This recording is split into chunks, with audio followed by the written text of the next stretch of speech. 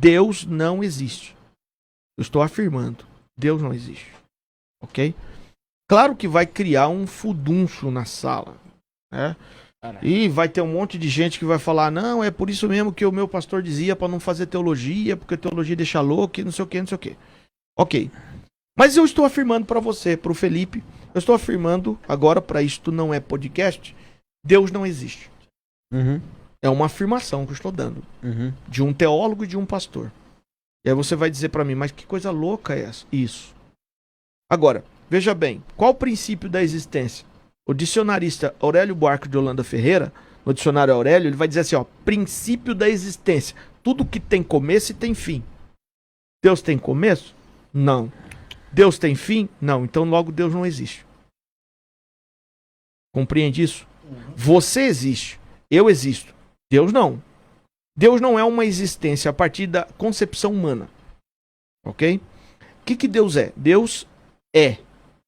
Então, você vai encontrar Deus em todo o tempo dizendo, eu sou. Moisés pergunta para Deus no Sinai, no meio da sarça de fogo, Moisés disse assim, como direi aos filhos de Israel, quem és que me envia aos filhos de Israel? Como que eu direi? Disse assim, ó, eu sou, vos enviou a voz.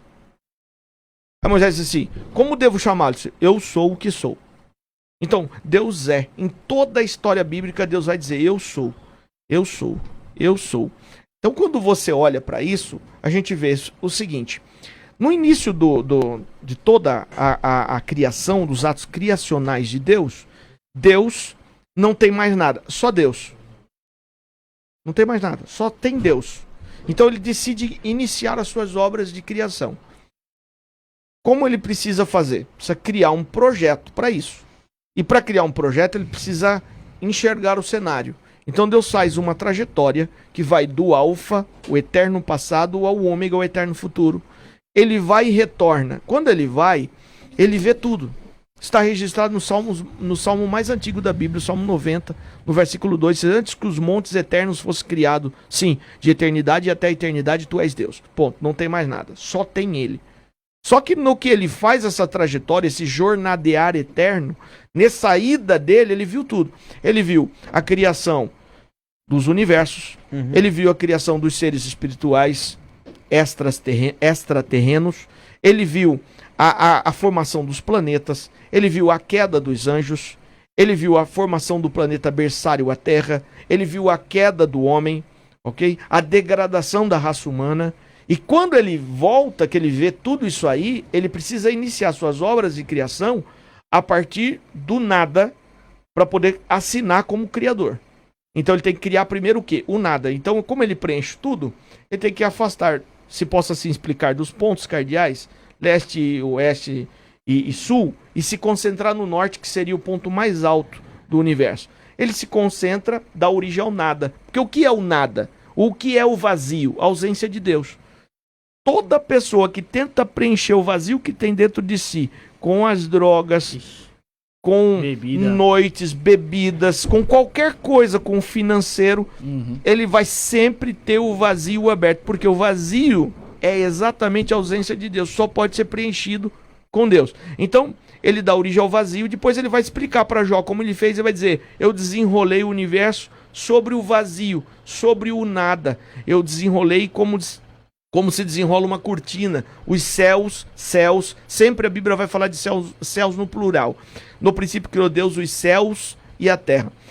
O salmista vai escrever um salmo e vai dizer assim, teus são os céus e os seres que neles habitam.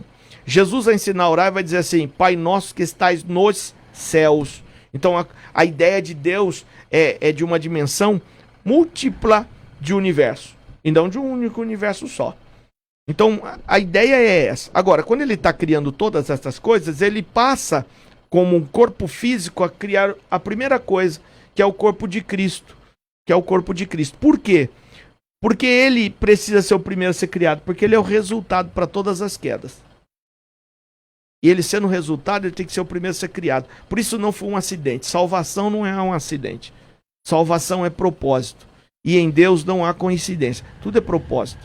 Então, primeiro, por isso que o texto diz assim, ó, ele é o princípio de toda a criação. Mas peraí, se ele é criado, não pode ser Deus. Sim ou não?